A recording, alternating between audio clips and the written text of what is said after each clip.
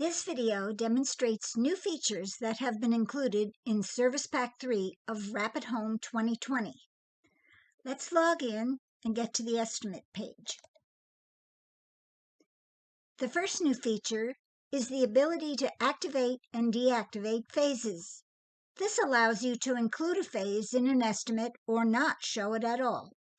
Totals are automatically deducted and added back on your selection, based on your selections.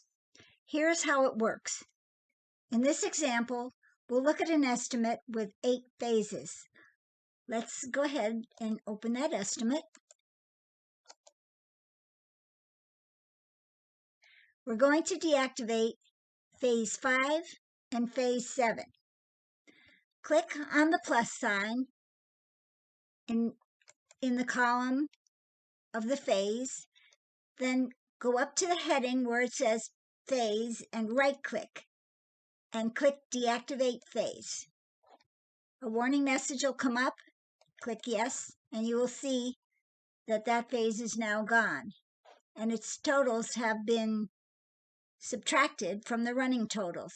Let's watch that again with phase 7, hall bathroom.